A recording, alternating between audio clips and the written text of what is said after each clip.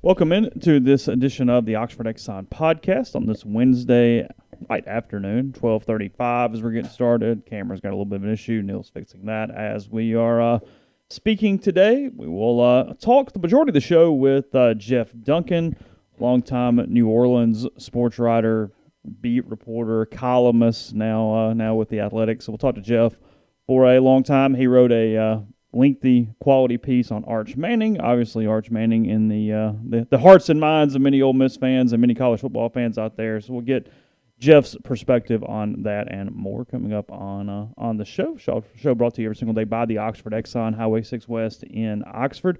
You can download the Speed Pass Plus app, use it, take advantage of it, earn points, and save money there with all Blue Sky locations in Mississippi, including the Oxford Exxon. Also here locally with the Blue Sky, you get the lunch special, $5.69, two sides, bread, 32-ounce drink there at the Oxford Exxon. So take advantage of that this weekend if you're coming to town, or whenever you do. It'll be there waiting on you. And we're also coming to you from the Clark Ford studio.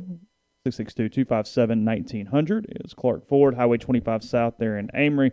Let Corey be your truck guy. Let him be your car guy. Let him take care of you. You know, also, when you're closing a deal, you mentioned the podcast, a little extra on top of it. Corey will help you out there, wants to help you out no matter where you are in the car buying process. So that's Clark Ford there in Amory. And again, Jeff Duncan will join us on the Rafters Music and Food Hotline. Yep, Rafters Music and Food on the Square in Oxford. Be a great place this weekend if you're coming up for the regional or for whatever purpose you're coming to Oxford for. Stop by Rafters before, during, after games, whatever the case may be. I enjoy their burgers, po' boys, appetizers, great drink specials, all that stuff. And then also this weekend, starting tonight at 5, Thursday at 5, Friday at 5, and then Saturday and Sunday opening at 11. It's Rafters on the Water at Sardis. Frozen margaritas, frozen daiquiris, great waterfront views there at Sardis. So maybe even doing both. Maybe you're going to Sardis for a little bit. Maybe you're going out to Swayze. People at Rafters can accommodate you at both places. That's Rafters on the Water and Rafters on the Square in Oxford. So we'll talk to Jeff Duncan here coming up soon on the show. A couple different news items breaking. Still waiting on Mike Bianco to officially announce a starting pitcher for Friday's game against Southeast Missouri. However, all indications are that person is going to be Derek Nyman, barring some last-minute change there from Mike. So it sounds like Derek on Friday against SEMO, and then Doug Nikhazy will take the ball against Florida State or Southern Miss on Saturday. Game times 11 and 5 on Saturday, 2 and 7 Friday, 11 and 5 Saturday, 1 and 5 Sunday, and then 6 o'clock on a Monday for any if necessary game that might be the case. It is out over 4 days because that means 4 different days of attendance. So anyway, that's kind of really the only baseball main thing coming on. I assume we'll have some press conferences and things with the coaches and some players from the participating teams tomorrow is my guess. And then we'll obviously look at Florida State or Southern Miss kind of quickly once the Ole Miss SEMO game is over, depending on who the Rebels played that next day. Both teams pitch it really, really well. A lot of pitching in this regional. Southern Miss pretty good all the way around. Florida State, I was looking at some different things, horrific with infield defense. I mean, just horrific. They are one of the worst infield defenses in the country, so I thought that was kind of interesting as I was talking to some people, researching a little bit of the Noles. You know, look, when your RPI is 45, you're going to have some warts everywhere, a couple places. So that is one of the Seminoles warts as they move forward. In basketball, you see the bubble teams in the 40s, and you're like, boy, they're not good at this. I'm like, well, there's a reason they're a bubble team, and that's the reason. There is a negative somewhere involved. Yeah. I'm proud of college baseball, and nobody else can be able to see this, but you can find it all over the internet. I think D1 Baseball retweeted it. Somebody put all the different caps in a big picture of all the 64 participating teams in regionals, and there's only a couple really bad ones. For the most part, everybody did really good with headwear from a logo standpoint, a color standpoint. I was expecting some atrocities as I pulled up that picture, and there really weren't many. It was good. Baseball typically does it okay. Like ECU's got a really bad hat. They're by far the worst cap for the host teams out of the 16. It's like ECU and like almost kind of block letters across the front of the cap. Yeah, it's not good. Not a fan of that, but for the most part, not bad at all. I was pretty impressed. You could interlock the E and the C or something. Yeah, like why do you need the U? Yeah. Everybody knows who you are. You're East Carolina. You're a university. Yeah, right. It's fine. Everybody got that. They put the pirate logo on 2 of their caps. They wear a camo cap a lot, and they've got a white, 2-panel hat that's purple with the white front that has the pirate head on it. But then their main hat, though, is purple with like yellow ECU kind of weird block-looking that's not good. letters things. Overall, from a regional standpoint, I think Texas has the best cap regional. It's Texas, Arizona State with their AS interlocking. Yeah. Fairfield's got kind of a Fullerton-type F on the front of theirs. It's pretty good. And then Southern University's got a really good SU interlocking with the powder and the navy that really does pop with one another. Yeah. I think that's my favorite regional overall from a cap standpoint. The Texas hat's the T, right? It's not the horns. It is, it's literally the Tennessee hat except the burnt orange instead of the brighter orange. Yeah, it's the same T. I mean, it's frankly their logos are eerily similar. I mean, their logos are more similar than Alabama and Arkansas. Texas should do an alternate hat with the horns. I wouldn't hate that. No, it would look good. Yeah, I think that's fine. Or even a batting practice hat with the horns. And if they have one, I don't know it.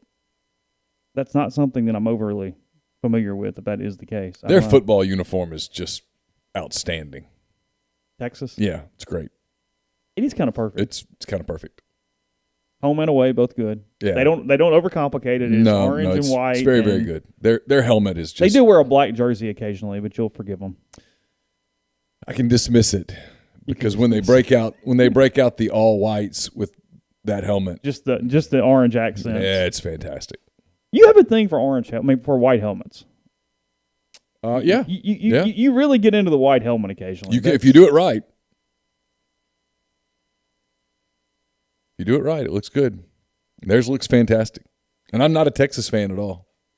But that uniform it's fire. Incredibly well done.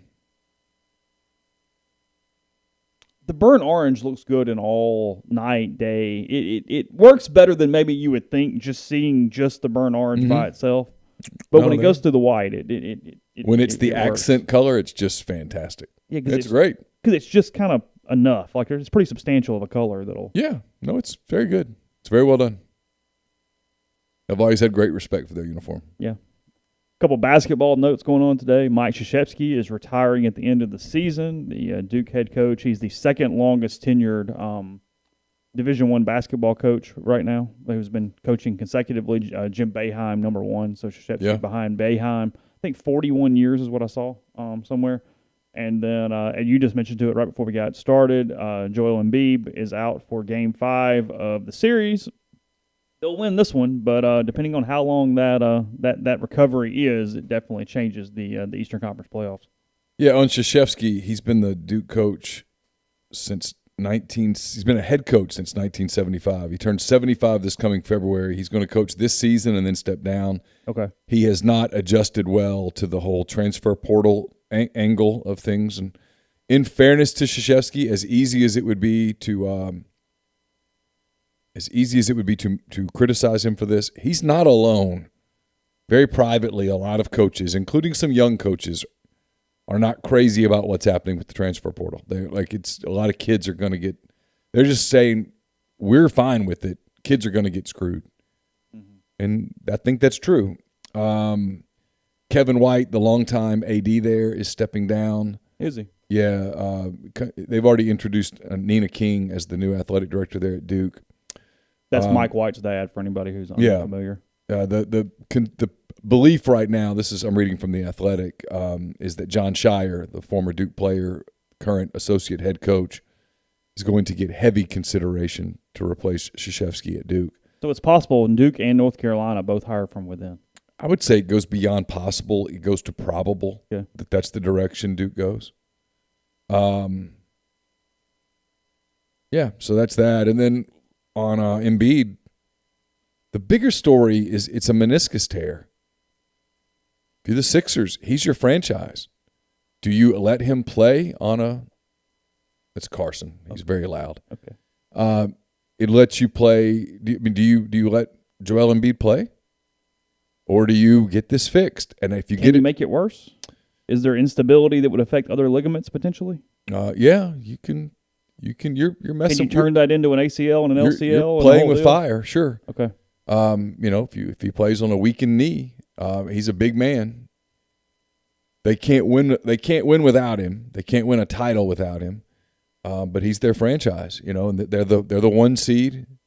They're going to get the winner of the Hawks-Knicks series, which certainly looks like the Hawks moving forward. And then after that, they'd have to get through the winner of the Brooklyn-Milwaukee series, which would be very difficult.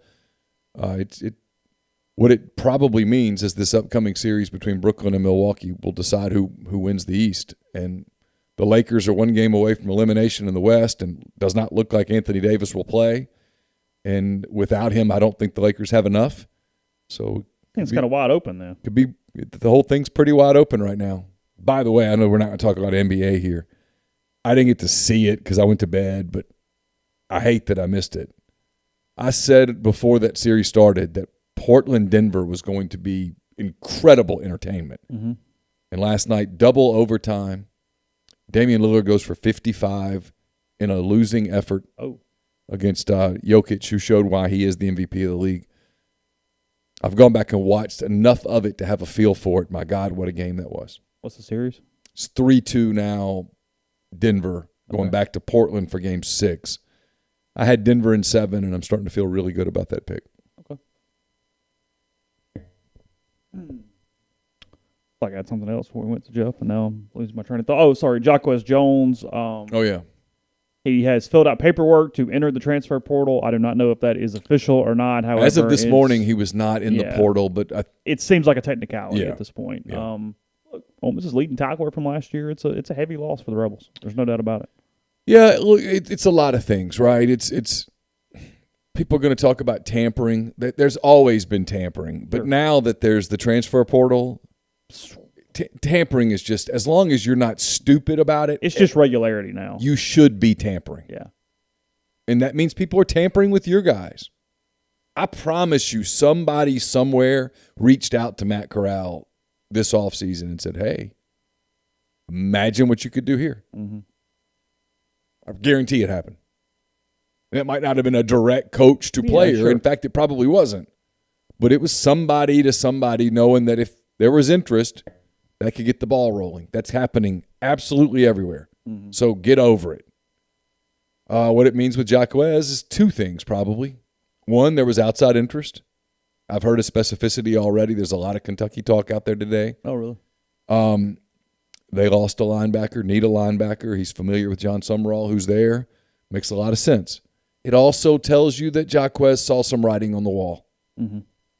They're bringing in Chance Campbell.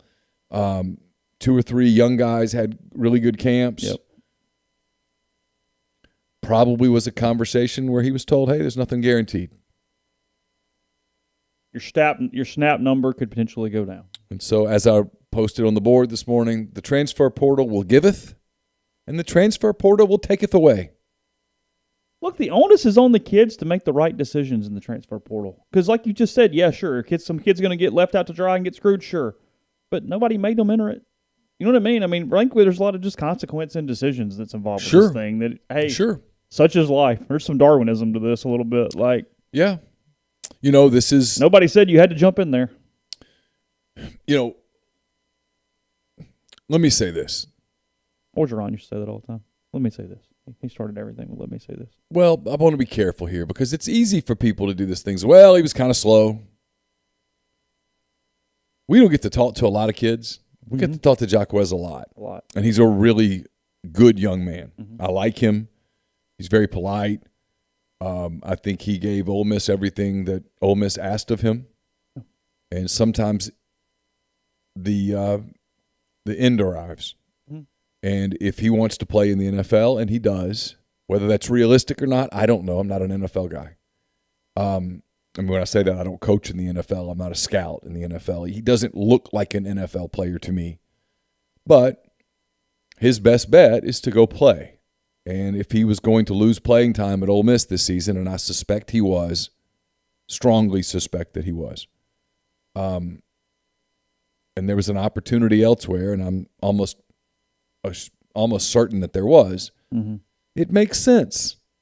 You do what you're going to do, I mean, that's kind of the environment that where we're in right now. And when you throw in the transfer portal and the one-time no-penalty transfer and some of those things into the mix, you're going to have some surprising developments happen this time of the year. Every year it's going to become commonplace. And again, you're going to take kids from programs and you're going to lose some of your kids to programs. It's just going to happen. And that's the new face of college football, and fans might as well get used to it. Yeah. We will turn to who could soon be the face of college football, Arch Manning, here in a couple years. Jeff Duncan from The Athletic, kind enough to give a long time with us today. He and Neal speaking about Arch. I'm assuming maybe a little Saints at the end, but nonetheless. So I'll tell you, it's about a 47-minute interview. It's about 35 minutes of his conversation with Arch Manning. We talked about how it happened. Mm-hmm. He has known, Cooper and Ellen Manning for a long time. Chase knows Jeff. I've worked around Jeff and know Jeff fairly well. Jeff has been in the New Orleans market forever. Yeah.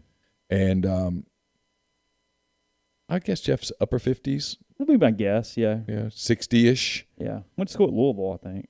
He did, and was at the Louisville Courier-Journal for a little while, and then went to the Times-Picayune, covered the Saints forever. Yeah. He's the beat writer I grew up on in a way. And so he knows the Mannings really well, and this has been a story that he's known was coming for a long time, and he talked about that part of it. And a couple of years ago, he was one of the first people to write a big Arch Manning story, and it was because, hey, he told the Cooper and them, hey, look, I know you don't want these stories out yet, and I won't write them yet, even though I've got editors pushing for them, but when the day comes that somebody else starts pursuing the story, I don't want to get beat. And so sure enough, it wasn't too much longer that he got wind that Ross Dellinger was working on the story for SI. And so, they reached out to Jeff, and then here we are at the beginning of this recruiting cycle. And it's in the story, and we'll talk about it in the interview. This is not going to be a recruiting that's going to last long. I had been told a month or so ago it might go into next summer. It's not going into next summer. Mm-hmm. It's going into the early spring. Right. So we're in the less than a year away. We're in the crunch time. So we talked about that, and we did talk about Zion Williamson with the Pelicans, and we talked about life for the Saints without Drew Brees. Yeah, so we'll get to Jeff here in 1 second for the tell you about Community Mortgage, Oxford, Memphis, Soto County, and Chattanooga.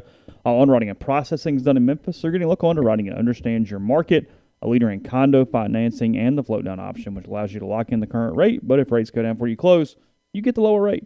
662-234-2704 or JLOWE@communitymtg.com. Join Lane Kiffin and the Ole Miss Rebels in the Vault this season. Season ticket packages start at just $199. Can be purchased by visiting OleMissTix.com. That's OleMissTix.com.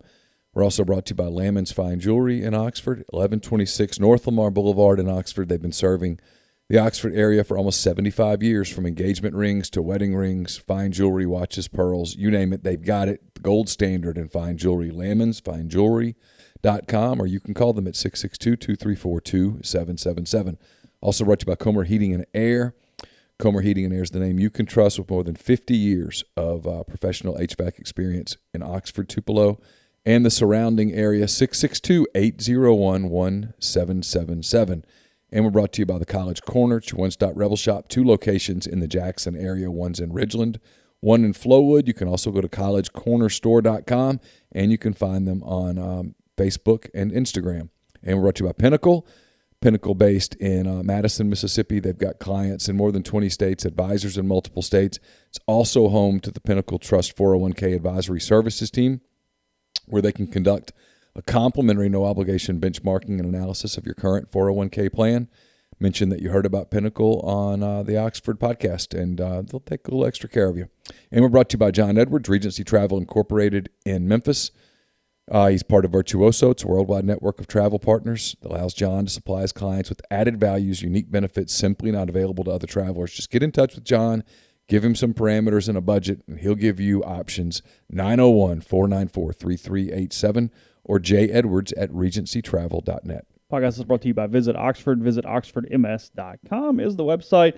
They're doing a double-decker bus tour Friday at 4 o'clock with the home baseball regional this weekend. You can call for reservations 662-232-2477. Also, the summer Sunset Series, Sundays in June in the Grove, beginning at 6 p.m. June 6th, the first one of those, as well as Tuesday, June 15th, starting at 2:30. They're doing free professional family or friend group photos in front of the Greetings from Oxford mural there behind City Hall. So that and more on the events page and more. Visit oxfordms.com/events. And now Jeff Duncan from The Athletic on the Rafters Music and Food Hotline. Jeff Duncan of The Athletic, kind enough to spend some time with us today. Jeff wrote a lengthy story on the recruitment of Arch Manning, one of the more comprehensive stories that I've seen, maybe the most comprehensive story I've seen about his recruiting. Jeff, first, thanks for being with us. Nice to see you. Yeah, Neal, thanks for having me on. I really appreciate it. So you sat down with what appears to be just about everybody involved in this recruiting, including Arch. Take me through kind of the process of getting to Arch Manning. I know you're a institution in and of yourself in New Orleans journalism circles. You know the Mannings. You've been around the Saints forever, all of that stuff. But how difficult was it to kind of get an audience with Arch Manning? Let me go back even further, Neal. Even before this story. I've known the Manning family for a long time and have heard, I don't live very far actually from Cooper and Ellen. I live right down the road. So in this insular world of uptown New Orleans, it's very much a small town within a big town. So in this world where we have a lot of similar friends and associates, I've heard about Arch, his athletic prowess since he was probably in the 5th grade. You know, he has been that kid that's in the Carrollton Little League that was the shortstop and the best player on the field wherever he played. He played lacrosse. He was the best player on the field. So he, in those circles, has been a name in the uptown community for a long time. And I've talked at length with Ellen and Cooper about him and have even told them for years, hey, at some point I'm probably going to have to do a story on Arch, and I don't want to be the ogre reporter that's exposing your son too soon, because I certainly understand as parents where they're coming from, and they understand the Manning name and what that does. So just in prefacing, this has been something we've talked about for years, and it's a delicate subject, as you can appreciate, in the business of wanting to cover the story and not get beat on it, because it's going to be a national story and it's in your own backyard, but also not pressing too soon and pressuring them to do it. So we've had a kind of a common understanding with the family for a long time. And so I just wanted to kind of get that across, that it's been something I've cultivated for years, and an understanding that it is going to be a huge national story. You know, at some point, the Mannings, I think, understood that. And as you know, they're pretty selective in who they deal with. And I think they felt comfortable, and I'm very grateful that they gave me that access, because it's only going to get worse from here over the next year or so. It's interesting. I'm trying to kind of put myself in your shoes. Here's this kid, and that's what he is still. I've got a almost 15-year-old son. I was reading the quote, about he's 16, and I'm thinking, my son 1 year from now would not be prepared for all of this. He's a kid, and you've known him since he was a little guy. I mean, when 10-year-olds are 10-year-olds. I mean, you know what I mean? I mean, you see people running around and you can tell one's a great athlete or whatever, but they're still kids. I mean, and all of a sudden he's a big national story. And you're exactly right. This recruiting, because of his talent and his last name and his uncles and his grandfather and all of that, his recruiting is going to be a major national story that that family and the young man himself are going to have to handle in a way that they feel appropriate, which is interesting. One of the quotes in your story was, hey, they want the recruiting to be sort of like back in the 80s, back in the 90s, which, pre-internet, pre-Twitter craziness and all that stuff. And I thought, I don't know that anybody can pull that off, but if anybody can, maybe it's him. So you've been around the kid now for a while. You talked to him for this story. What's he like? Well, he's exactly what you would think, being the product of the Mannings. I mean, very mature, very advanced for his age, certainly very aware of who he is and his legacy with the family. And he's typical Manning, very Southern charm, kind of yes sir, no sir when he talks to you. Very modest, does not talk about himself, talks about his teammates when you talk about the Newman team. I think his grandfather, Dr. Heidenfelder, who's Ellen's father, I think he said it best. I did a story a couple of years ago when this arch phenomenon was taken off as a freshman at Newman. And he said, he's been programmed for this. He's been programmed to be an elite quarterback from an early age. He went to the Ole Miss camp when Matt Luke was there, and he's been going to the Manning Passing Academy for years before most prospects are even allowed to be in there. So he's been around this environment for a long time, and they have not pressured him to take any sort of direction with his life. He's done it because he wants to do it. And I think that's important to note. They're not putting him in camps when he was 5 and 6 years old to be a football player. He played football kind of late in his youth sports career. So he's prepared for this as well as anybody could be. And I think he's truly being honest when he says he's wide open. Let me just be clear about that, Neal. If Oregon tries to come in and recruit him right now, they're not going to get in the picture. I mean, who he's down to in that story is kind of the group that he's going to decide from. I don't think anybody's going to come in late. So he's not wide open per se, that he's going to go to Maine.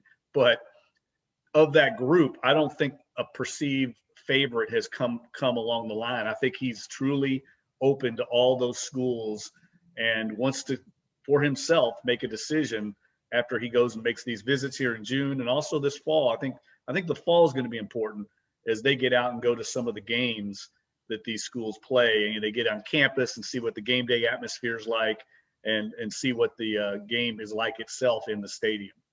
It's June the 2nd as we record this. The dead period's been over now for a little over 24 hours. Kids are on campuses. They're taking visits. He's got a big June scheduled in front of him. I think his dad, Cooper, was quoted in your story as saying, we're not sure we can get to all these, but we're going to try. He's looking at all those schools. The football season's coming up. Obviously, his junior year, he's going to go to some college games. He'll be able to take visits. Thank God that the pandemic is to the point where people can go to campuses and stuff. I've thought this for a while, and your story kind of was the first to sort of verify it. This does not go into next summer, right? This goes into early next spring, middle of next spring, and then he's going to make a decision, and that's that. Yeah, I think it'll be sooner rather than later next offseason. I think he'll get through the season. Like I said, he's going to make some of these campus visits to see what the game day atmosphere is like. They have the good fortune of being pretty well off. I mean, they can fly charter. So if Arch has a game on a Friday night, it'll be nothing for them to get up on Saturday and get in one of those corporate jets and get to Clemson or Austin or wherever they want to go, South Bend. So that's going to be important. And then once they get through that, I mean, they've done so much research, being the Mannings, how thorough they are and everything they do. They're well down the line as far as evaluating the programs and the offensive staffs and the systems. I think now it comes down to what's the field going to be like for you? What's the relationship like with the offensive coordinator, the quarterback's coach, the head coach, and also what's the campus going to be like? I mean, Cooper told me he and Ellen are calling, say, Newman students, Newman alumni at all these schools that aren't football players. They're just students going to school at these various institutions. They want to get a feel for what the people are like in the student body. What kind of social life is Arch going to have? How's he going to be socialized? What's the culture there?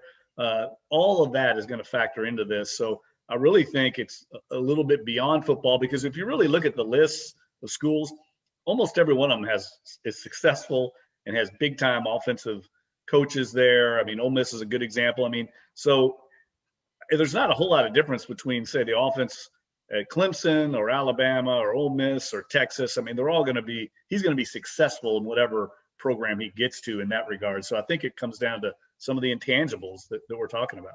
He had a quote, Jeff, that I was curious. When I read it, I thought, I wonder what that means. So I'll ask you, maybe you have a little more insight since you were the one sitting there talking to him.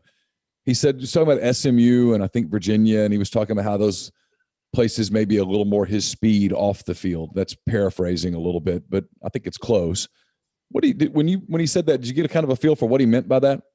Yeah, I think he meant exactly, that it's not necessarily all about, going to some football factory for him. I think in some ways, and this is how highly I think of Arch as a prospect. And I get it. He's 16 years old. He's got 2 more years of high school left. But if any kid is ever on the path to the NFL, it's this kid. And I really feel in some ways, Neal, he's like a Zion Williamson and a one and done elite basketball prospect, in that Zion Williamson could have gone to Delgado Community College out here and he was going to be the number 1 pick in the draft. It almost doesn't matter where Arch Manning goes in that circle of 12 schools or so. If he goes to Virginia, I think he's still going to be drafted very highly in the NFL. That's how highly I think of him as a prospect. So I think those things factor in. And I think he wants legitimately to have a good campus experience. He's going to be there for 3 years. And he's not the most, he's lived in kind of a very cultured environment here in uptown New Orleans. It's a very tight-knit community at Newman. I think I documented it in the story. I mean, I think it's important to know Newman is a school. I mean, it's one of the elite schools in the country. These kids go to MIT. They don't traditionally go to UNO. They're going to some of the elite academic schools in the country. So that type of environment, I think, is going to be attractive to him and the Mannings, because they know the football part's going to take care of itself. You and I obviously are being listened to by an audience that's primarily Ole Miss fans. There's some other people listening, but it's mostly Ole Miss fans. So let's talk about Ole Miss a little bit as it pertains to Arch. Obviously, his grandfather is the legend of the Ole Miss program, Archie Manning. Cooper signed to play football at Ole Miss, as you know, and had the spinal situation that ended his career. But Cooper graduated from Ole Miss, is I think a pretty big fan of the school and all of that stuff. They have ties here. They still have residences here, as you noted in the story. Where do you think Ole Miss kind of stands right now, 10 months out or whatever, as it pertains to landing Arch Manning? Well, I think they're right in the mix. I think what Lane Kiffin has done there has elevated their chances, because I know that they're going to want to go to an advanced offensive system, one that's going to prepare Arch for the next level if he has that opportunity. And I think Lane Kiffin being there enhances their chances of getting him. They know Ole Miss very well. Like you said, I mean, they have a great history there. Arch knows that campus better than any campus. He knows Oxford better than any college town in the country. And I know they love it there. There's no doubt about it. But they're going to look at where he can be successful and where he feels comfortable. And will the pressure of going and saving a program, if that's the way people would look at it, factor in? I don't think that's going to matter to him. I don't think this kid feels that. He's so confident in himself in a very modest way. I don't think that scares him off in any way. Even the same thing could be said for LSU, the pressure to go there. I don't think it's going to scare him away. I think the key for Ole Miss is continuing to show the progress that they did last year. I think how they perform this year is going to be a big factor in how they view Ole Miss. I really think they know everything else about the campus life, the city. I'm sure that's a huge factor for them. But there's a part of me that also thinks maybe the kid wants to do his own thing. We don't know. The legacy part of it, I don't think is as big a factor in his recruitment as a lot of people on the outside think. I think they believe at Tennessee that he's going to be really looking at Tennessee hard because Peyton went there, and Ole Miss the same thing with Eli and Archie and Cooper. And I don't think that's as big a factor as people on the outside think. I think he wants to do his own thing, and that could be Ole Miss. It's certainly not, eliminating them, but I don't think it's influencing him in any way. So obviously it's not a secret. I think people know it, that Peyton Manning, you mentioned him, the former Tennessee quarterback, was not happy with the way Lane Kiffin left Tennessee a decade plus ago. I don't know that it's an active grudge, but he wasn't happy with it.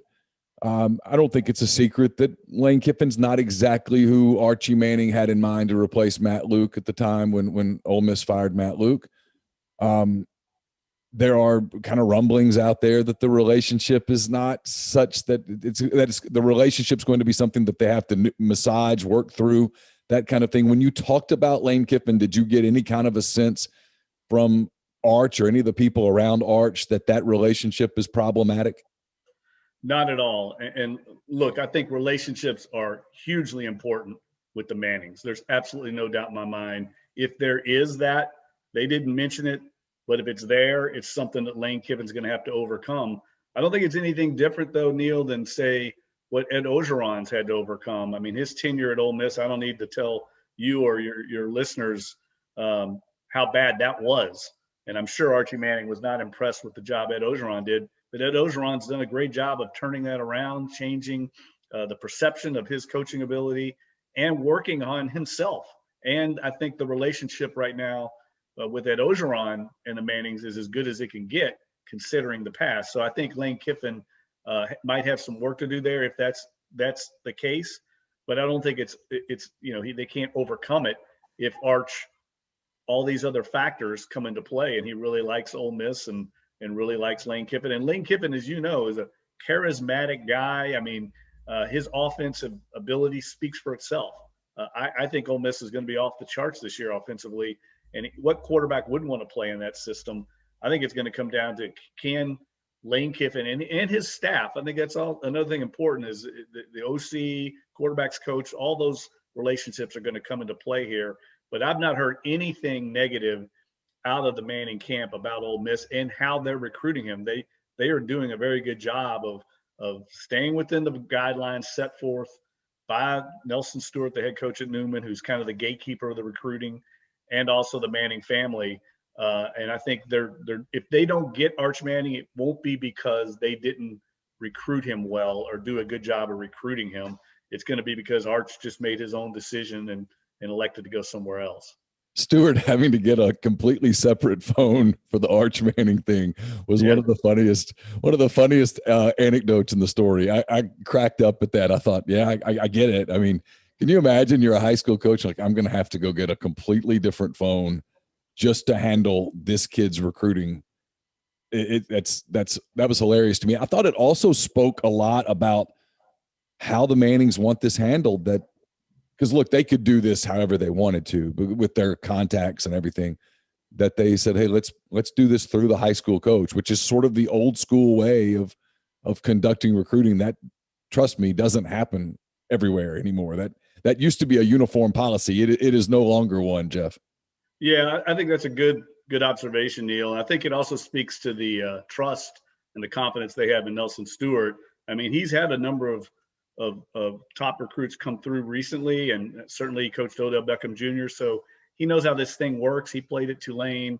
And I think, to be honest, Nelson Stewart's enjoying this to some degree because he knows the trust that the Mannings have put in him. And I think he sees that as a responsibility and takes it very seriously to do it the right way. And I do think at some point they're going to want to winnow this down, maybe to a 5 or 6 or 7 school group. And that might come after they go out on some of these visits here in June. By the end of the summer, before his junior season, I think they might narrow that list in half just to get it down to a reasonable number. It's funny, Archie told me a funny story about Peyton and the difference in the recruitment, say back when Peyton was coming out, who was, as you know, was a huge recruit. And Arch now, he said Peyton, as late as November of his senior season, still was talking to like 40 schools. And he and Olivia said, like, at some point, Peyton, you got to start narrowing this list down. You're not being fair to all the coaches on your list. And he started kind of narrowing it down, but he didn't even start going on visits till, like, I think December. Yeah. If you remember back then, you could sign, you signed in February, but he didn't even start going on visits until December. That's how much it's changed. And I think he made his decision a week before signing day in February. That ship has sailed as far as recruiting is concerned. Yeah, it's a totally different deal. It's, I mean, and as someone who works at a site that covers a lot of recruiting, that old way was a lot more lucrative for us, but it's gone. And it's not coming back. Certainly not with the high profile guys. You mentioned the Manning family. There's another family involved in this, and that's Ellen and her family. And she played volleyball at Virginia. Their oldest, I think May is the oldest. Yes. Arch's big sister starts her college career at Virginia sometime this summer, August, July, whenever. How big of a factor, if at all, is Virginia in this? I mean, if you're going to talk about Ole Miss family ties, you got to talk about Virginia family ties too, right? Yeah, and it's a great point you make. And I think they're heavily involved that people don't realize. And the way I would characterize it, I think Cooper, Archie, the Manning side of things is definitely involved from the football point of view. But the Heidingsfelders, which is the family that Ellen, her father, was a big dentist here in town, very, very ingrained in the community. They, I think, are heavily influencing the social part of this. They understand, and I think it's very smart on their part. It reminds me a little bit of Zion Williamson and what he looked for when he came out of Spartanburg, South Carolina. His family also heavily involved in his recruitment. They really wanted him. They knew he was going to go to the NBA, so they wanted that 1 year he was going to be in college to be a cultural, social experience. They wanted him to get the most out of his 1 year in college, and that's why he picked Duke. I know Duke's an elite program, but I think a lot of it had to do with the kind of people he was going to meet. He was going to be surrounded by successful students, people from different walks of life. I think that also is going to play into this decision for Arch Manning. They don't want it to be just about football. They want him to meet classmates and students that are going to be successful business people down the line that can enhance his career and help him grow as a young man. So that's why I don't think you can discount schools like, say, North Carolina or Virginia that aren't traditional blue blood football programs, but they've got all these other factors that we talk about that could sway him once he gets on their campus. I'm getting old, obviously, because I just remembered a question that I wanted to ask you from something you said earlier. You wrote in your story about some of the schools that he wants to visit here this month of June. Ole Miss was not mentioned as one of those schools. Is there anything to be read into the fact that he's not including a trip to Oxford, at least in the plans for the month of June?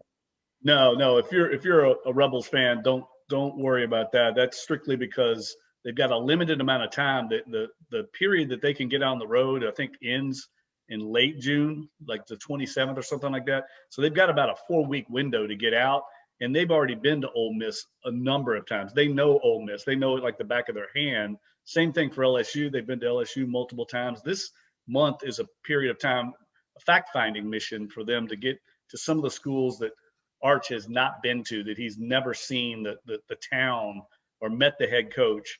So I think that's all this is for this month. And he will, I'm sure, get to Ole Miss for a game this fall to get a chance to see what it's like. And the Mannings know game day in Oxford and the Grove and everything that comes with that. But I'm sure he's going to get out and see them in the fall. It might be a little providence for Ole Miss that the pandemic happened last year, because they were planning to retire Eli's jersey number last season.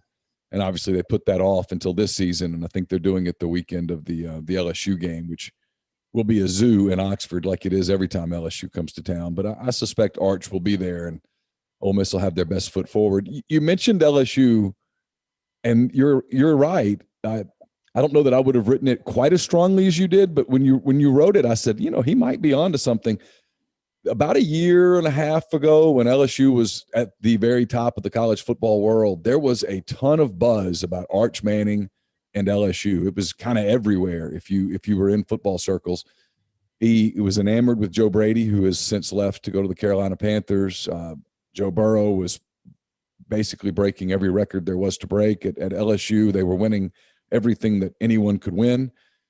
They're not in the same place today. LSU's not, and they've got some issues hanging over them, and there is some uncertainty from an NCAA standpoint, all of that. But where does LSU stand today for Arch Manning as opposed to maybe where they were 18 months ago? Well, I think you're right in every way about that. I mean, if Joe Brady were there, I think they would be firmly in the mix to be one of the, if he gets down to, say, 3 finalists. Look, they're going all in. I'm pretty much illustrated that in the story. They've already got commitments from 2 of his good friends and teammates, Bo Bordelon and A.J. Johnson. I mean, these guys are all tight, Neal. They go on fishing trips together, hunting trips. They hang out at each other's houses. So he's going to have 2 of his best friends there for a year before him that he can pick their brains to see what it's like, the culture. I'm sure they're going to tell him it's great. I assume they'll tell him it's great. And then LSU's also recruiting his best friend on the team is Will Randall, the tight end, who is already have a bunch of offers, Florida State and Virginia. LSU's not offered him yet, but I assume they will. Those things I think are smart on LSU's part of trying to get an edge on the competition because it's going to be fierce. But Arch made it clear he's not going to chase teammates. He's going to make his own decision. But those things certainly don't hurt their chances. And I think they're really their biggest hurdle is going to be what happens on the field this year. You know, they got a new offensive coordinator, Jake Peets, who's kind of a disciple of Joe Brady, certainly connected to Joe Brady, and DJ Mangus, who's definitely a disciple of Joe Brady. Don't underestimate the influence of those hires and why they were made. They want to get that offense back to the level it was under Joe Brady, to where they can attract these high-profile quarterback recruits. That was an issue for decades at LSU, and it changed with Joe Burrow. He was a program changer in that regard. And so I think how they perform this year offensively is going to go a long way to determine how seriously LSU is considered. Same thing you could say for Steve Sarkisian in Texas, how that offense performs in Austin. And Sarkisian's done a very good job of recruiting Arch Manning. They've developed a very good relationship. I wouldn't discount them at all. And the way I look at this, and again, I have no input as far as like where he's going to go, but I do know how the Mannings think. And I do think if he elects to not go to Ole Miss or not go to Tennessee or LSU, I think they may say, you know what, let's go somewhere neutral. You know, that way we don't anger Ole Miss fans by sending him to Alabama in the SEC West, or LSU fans, again, getting spurned and he goes to their rival. They may think, you know, he really likes Clemson or Texas. It's a kind of a neutral choice. They're not going to be playing the SEC schools every week. I could see them making that decision. But again, it's just my own speculation on that. Well, it's funny you say that, because I was telling you before we got started, that I talked to a lot of people kind of around that family a little bit. I'm obviously not anywhere close to as tied into the Mannings as you are, and nowhere, not even in the ballpark. But I do know people who are, and I know people sort of around that recruitment, and I've talked to people who are close to some of the kids that you've just mentioned, and you can't have the conversation, Jeff, without Clemson coming up, without Texas coming up. Those two schools pop up all the time. But it's mainly Clemson. That's the super safe bet. It's neutral. Like you said, it's not in the SEC. They're not going to – if they play Ole Miss or LSU, it's probably for a title, which means things are going great for those schools as well.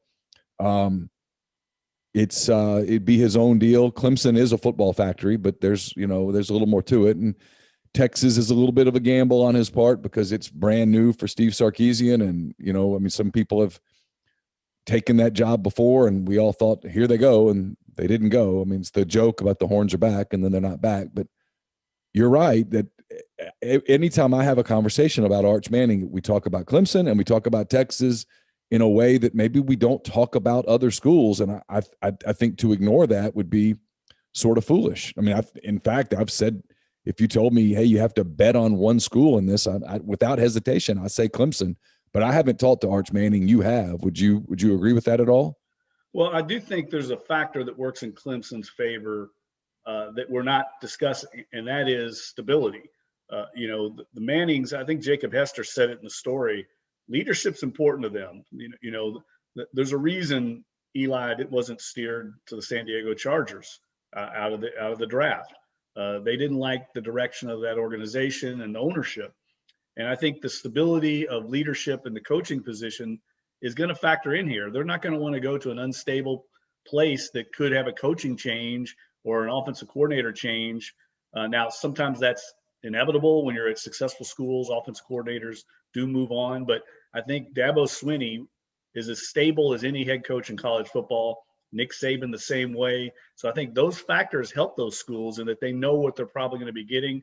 Now, we know Alabama goes through assistant coaches on an almost annual basis, but I think the confidence the Mannings have in Nick Saban's ability to attract elite coaches to his staff gives them a little bit of a, confidence that whoever he gets in there, whether it's Bill O'Brien or Steve Sarkisian, is going to be somebody at a high level that's going to prepare Arch as best as possible. And I think Clemson, that stability that we talk about Alabama, you also have this kind of neutral choice. I think they're enamored a little bit with with the way Clemson does things.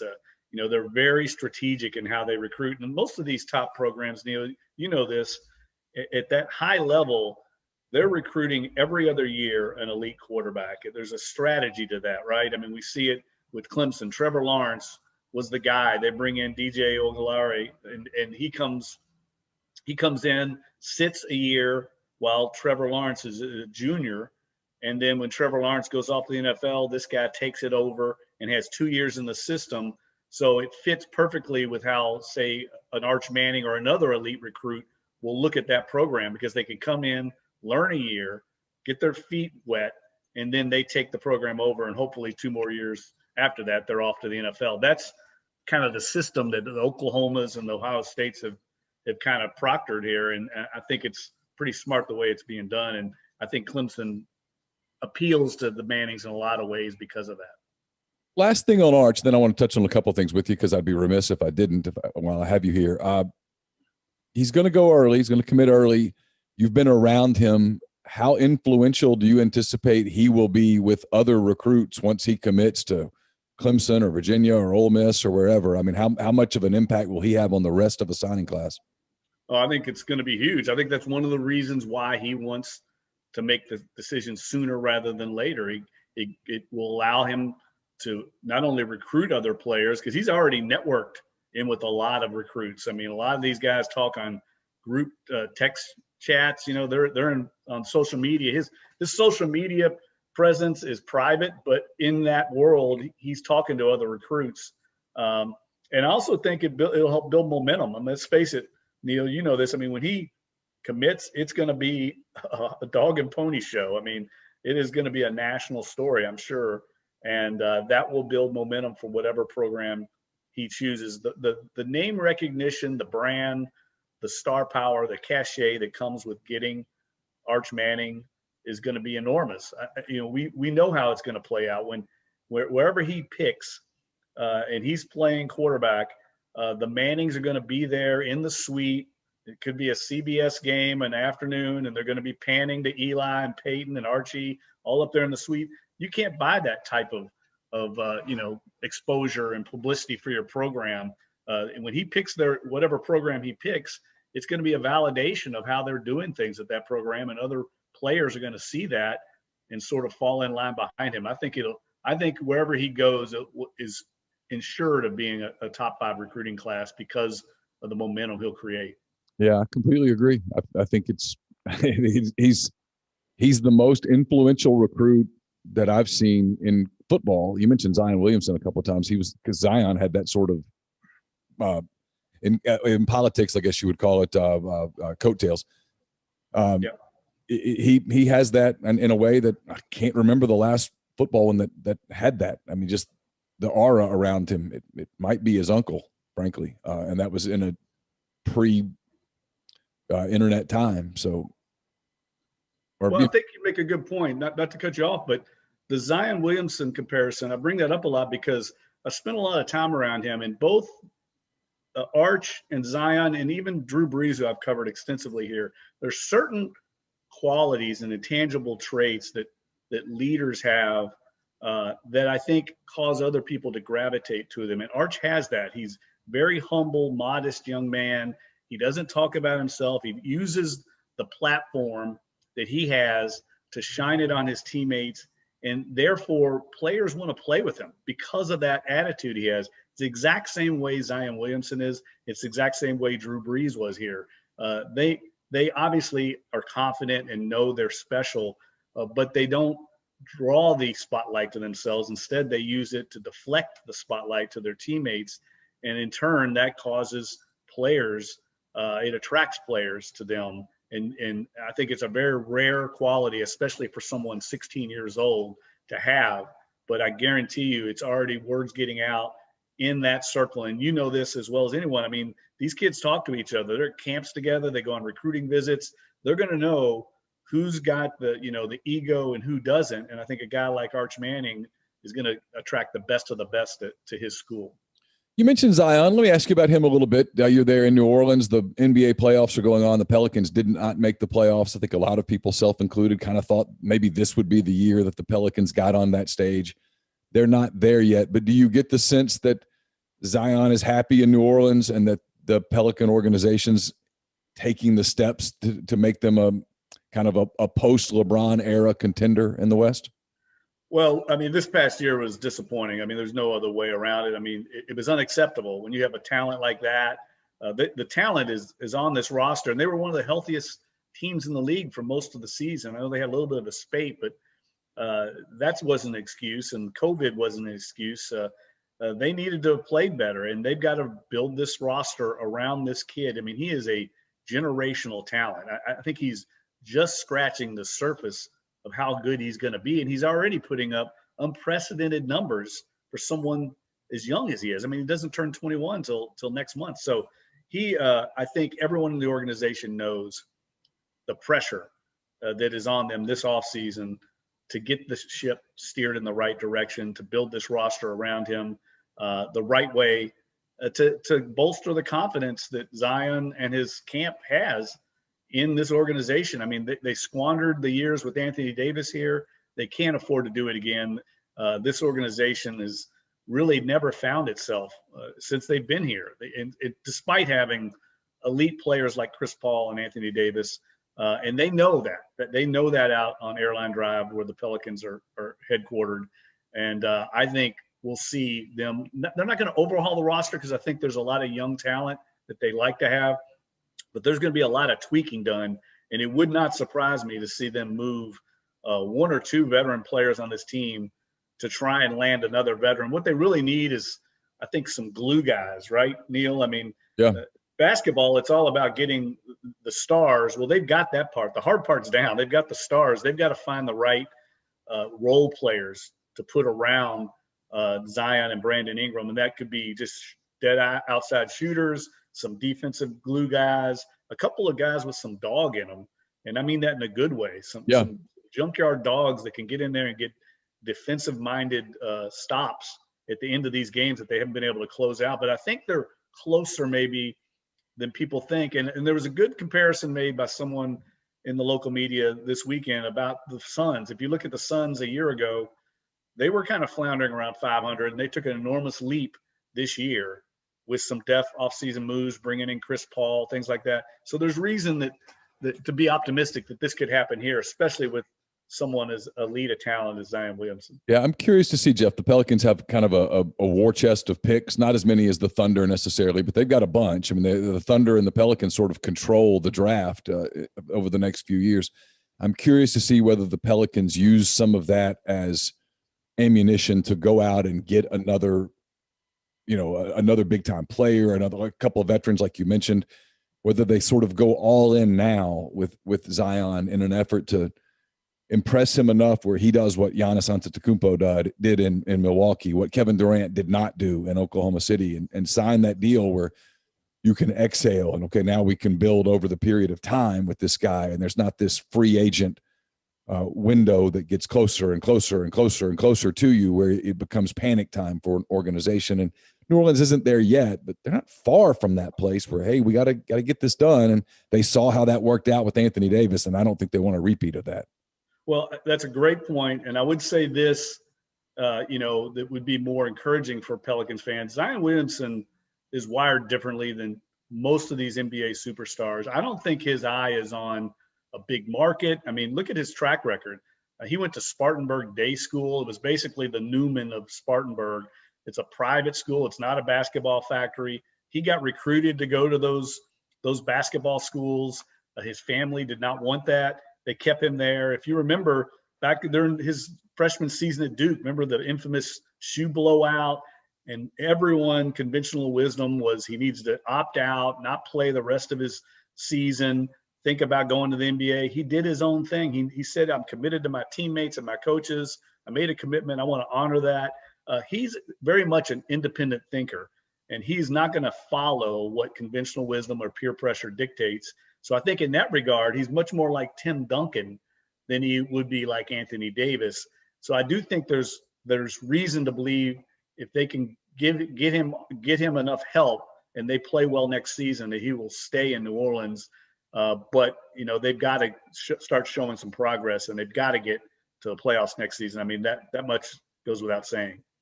Jeff Duncan of The Athletic here with us. No one has covered more Saints football, certainly in the modern era, than you. How weird will it be to look out on the field this year and not see Drew Brees under center for the Saints? For a guy like you who's covered this entire Brees era, it's got to be a little unnerving somewhat to look down there. I mean, you knew this was coming. I mean, he's a human being, but they're going to play football games and he's not going to be there. Yeah, I started to wonder if it was going to come, Neal, because he kept playing at such a high level for so long, and it said he wanted to play into his mid-40s, and I believed him. But I think Father Time finally caught up to Drew. I mean, we could all see that. The injuries mounted his last 2 seasons. I mean, he went the first 13 years, missed 1 game because of injury, and then the last 2 years he missed 9. And he played through a number of other injuries that might have sidelined other players. It's going to be interesting. I'm fascinated to see how this plays out. Sean Payton, how he builds another team, a new iteration of Saints football around either Jameis Winston or Taysom Hill, or maybe it's another quarterback if these two do not work out. I mean, let's face it, each of them is on a 1-year contract. So there's a reason for that, right? Right. This is a transition year in a lot of ways, prove it year for, I think, Jameis Winston. I mean, if he does not get it done here, I think his career is at a crossroads. He'll be a journeyman in this league after that, because everything is in place for someone like him. He's a former number 1 pick. He's had a year to learn the system, learn behind Drew Brees, one of the all-time greats. He understands that he's been working out like a fiend. He's done a lot off the field to impress the Saints coaching staff and his teammates. I think he'll ultimately win this competition because of his skins that he has on the wall with Taysom Hill, but he's going to have to perform. This isn't about being a nice guy and doing the right things. I mean, you've got to do it on the field. And his spotty track record in Tampa, I think, is somewhat dubious. So I'm really interested to see how this season plays out.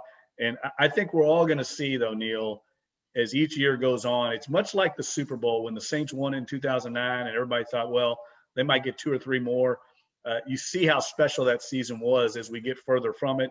And I think the Drew Brees era is going to be that way because he did so much off the field and tangibly in the locker room and as an ambassador for the organization and just his sheer presence in the locker room. All the other players respected him universally, and it just kind of kept everything in check. And now that leadership vacuum has been created, there's going to be some growing pains, I think, along the way, and we're going to see just how special a player he was the further we get from his career. Last thing, and you just touched on it. I want to follow up on it because no one could probably answer this better than you. Drew Brees is still there in New Orleans. In fact, his kids are going to Newman, as you mentioned in the Newman story about Arch Manning.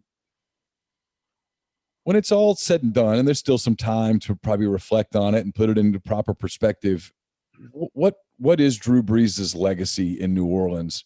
Not the Saints, but the city. I mean, a lot of people, and maybe you agree with this, maybe you don't, believe that if not for Drew Brees and ostensibly Sean Payton, that the Saints aren't in New Orleans anymore. I mean, after the Katrina nightmare and all of the things that were happening with the organization, they won a Super Bowl and all that. But what 10 years from now, when people reflect on Drew Brees, what will his legacy be? Well, I really believe he was the right person at the right time for not only the organization, but the city. I mean, if you go back to those dark days after Katrina, and I was here, I covered it all for the Times-Picayune at the time, there was a real dearth of leadership in the city. Civic leaders were kind of failing at that time. A lot of business leaders left the city or abandoned it. And Drew Brees came here. That's what I think he became enamored, or fans fell in line with him because the fact that he picked New Orleans at a time when New Orleans was on its knees and desperate for competent leadership, along with Sean Payton, I should add. You had these 2 men that picked New Orleans when no one else was really picking New Orleans. A lot of people were leaving New Orleans. So I think that will be a great part of his legacy. The fact that he changed the perception and image of not only the Saints organization, but the city of New Orleans. For years, we were always kind of the buffoons here, couldn't get its act together. And all of a sudden we had this incredible leader, well-spoken, articulate, senatorial in how he presented himself and he was proud of New Orleans. So it made New Orleanians proud of New Orleans for the first time in a while. They had this representative of their city who wore the fleur-de-lis, with great pride. And so I think all those things were a big factor in why this city came back. The Saints in some ways are like a Fortune 500 company here. We don't have a lot of them. We don't have any of them in New Orleans. And that gave us this national, almost global platform. And he restored pride, I think, in civic pride in the city, and not just the city, the state of Louisiana, even you could say the Gulf Coast. I mean, because the Saints are a regional team. I had an NFL executive tell me one time, they have a map in the Park Avenue offices and in the NFL offices, and they have a light where each one of their markets is in the country. And he said, if you take New Orleans out, you basically have Atlanta all the way to Houston and Dallas. And he said, think about that for a second. That's the most football crazy part of America, the SEC West, right? Yeah. I mean, there's nowhere, this, where fans are more passionate about football than there. There's no way the NFL is ever going to abandon New Orleans, because it's in the heartland of America's most passionate football fan base, and they are the team of the Gulf South. So I think Drew's impact all over this region, I think, was enormous and truly special, because he was the right guy to handle all of that. He not only, he embraced that responsibility and understood it and didn't run from it, and was the perfect person to handle it when New Orleans. I mean, who would have known either? No one at that time would have known that he would be this guy. So really, it was almost felt like divine intervention in some ways. Yeah, people used to ask, why do you guys, when I was in Mobile at the Mobile Register, why do you guys cover the Saints like that? It's because of the numbers we get. I mean, people love the Saints. Yeah, it's Alabama and Auburn, but at least in Mobile and that part of Alabama, the Saints were right there with them. I mean, that was you could hate each other on Saturday because one of you cheered for Alabama, one of you cheered for Auburn, but on Sunday you both were Saints fans, and that had value, and it has value. There's no question about that. Hey, Jeff, thanks so much for the time. You gave me a bunch of time. I really appreciate it. Great insight on Arch Manning and Zion and Drew as well. So I hope you have a great rest of your week, and thanks for spending some time with us. Yeah, Neal, thanks for having me on, and appreciate it. It was fun catching up with you. You too, buddy. Bye.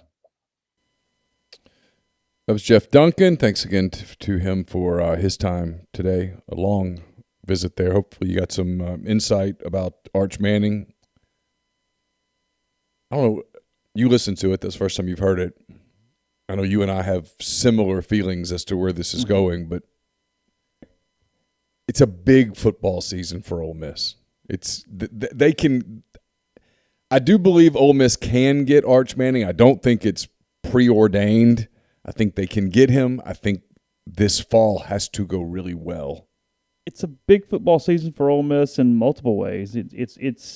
It's winning on the field, but it's recruiting, it's surrounding talent in some ways. It's stability. It's no off-field issues and whatever that looks like that kind of permeates through a program. And not that necessarily there would be, but you can't have an LSU situation at the point. I mean, there's just certain things that the detail that the Manning family, and I include Ellen and her family in this, is going about with this. You just can't have hiccups in a lot of ways with the company you're keeping in his recruitment and the efficiency that's needed inside the program. Ole Miss had some catching up to do. They've done some catching up. Yeah. I think their situation is better in the Arch Manning recruitment today than it was 6 months ago. And we'll see where it goes. I think the springing close to this is interesting to me because you and I both thought probably goes into the summer prior to some of these conversations. Yeah. I don't necessarily think that's a detriment to Ole Miss, but any earlier than that I think would have been a detriment to Ole Miss. I think it's going just long enough to make it not necessarily an issue, if that makes sense. Yeah, this is a few things I'm watching. One, and I thought it was interesting for Jeff to say that because I believed it too, but I wanted to talk to someone who's talked to these people in person, face-to-face, not third hand. The fact that he's not visiting Ole Miss this summer is not revelatory of anything. It's, hey, we really want to go look at a lot of places. So I'm interested to see what the fall looks like. He's going to come for at least one game and probably two based on some things I've heard. They're going to have an opportunity to make an impression. I want to see what Matt Corral's season looks like. What does his development look like? Does he look like he's been coached from really good to elite? Sure. I am interested to see how the offensive coordinator situation gets handled. If you're Lane Kiffin right now, you have to have a short list of names that you have on your sheet to replace Jeff Lebby. Jeff Lebby, whether Lebby leaves to become a coordinator elsewhere, whether Lebby gets a head coaching job someplace. If you're Ole Miss, that's what you're hoping. You're hoping that Jeff Lebby gets a head coaching job at a mid-major or something where you can go see, hey, look, he didn't jump ship. He's the new head coach at Kent State, and you all go great. Yeah, awesome. right. Yeah, fantastic. And then you gotta have that replacement done pretty quickly. And you have to have a really clean year. And they can have that. They absolutely can do that. But you gotta have that because you're going up against. If I'm Ole Miss, I'm scared to death of Clemson. That's the one that just keeps sticking out for whatever reason. Well, it's because it's what's getting talked about. Yeah. I mean, it's one he's going to see. It's one that it's. I mean, read between the lines on a few of the things Jeff said. A neutral.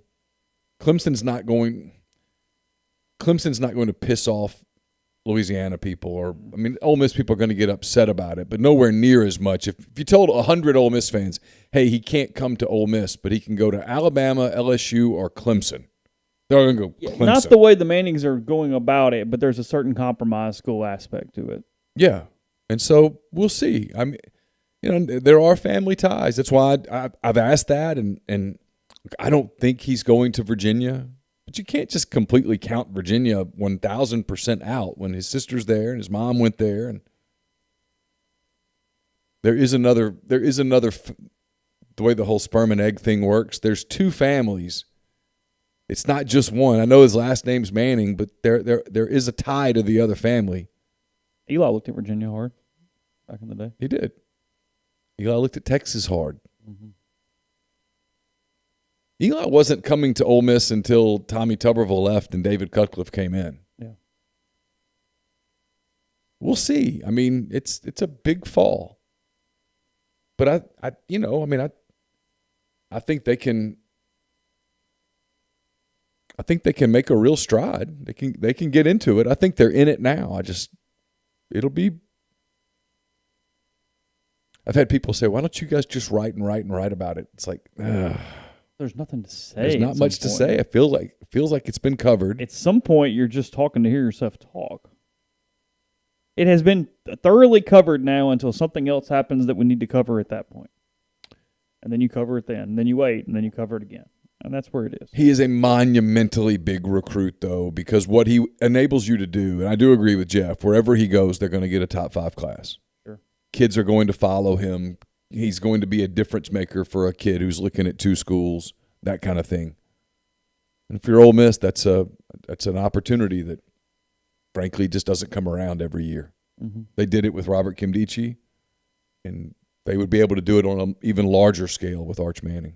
Yeah, this is a little bigger deal than Shea Patterson. It's a lot bigger deal than Shea, and they were able to capitalize on Shea to a degree. Shea and Greg, 2 top 5 kids, and the NCAA thing, I think, ultimately blew up whatever impact Shea Patterson may have had, but on the next class for sure. Yeah, but this one, look, if he's going to do it in February, March, which I think is becoming what's expected, he'll have a tremendous impact on that 23 class. Mm-hmm. We'll see where it goes. At that point, seen on the board that Mike was on some radio show today and has confirmed Derek Diamond pitching on Friday night for the Rebels. So again, probably talk about that a little more tomorrow, and then whatever else around whatever the media ops are at that point. Huge thanks to Jeff Duncan today as he gave a tremendous amount of time there about Arch and the post-Drew Brees era in New Orleans, Zion Williamson, and more. Thanks to all you guys for hanging out, participating in the stream, and we'll be back with you again soon as Ole Miss kicks off the regional Friday night at 7 o'clock against Southeast Missouri. We'll discuss that, and then if we're still playing, obviously, into a super regional next week, wherever that may be. So stay safe. Have a good day. Talk to you soon.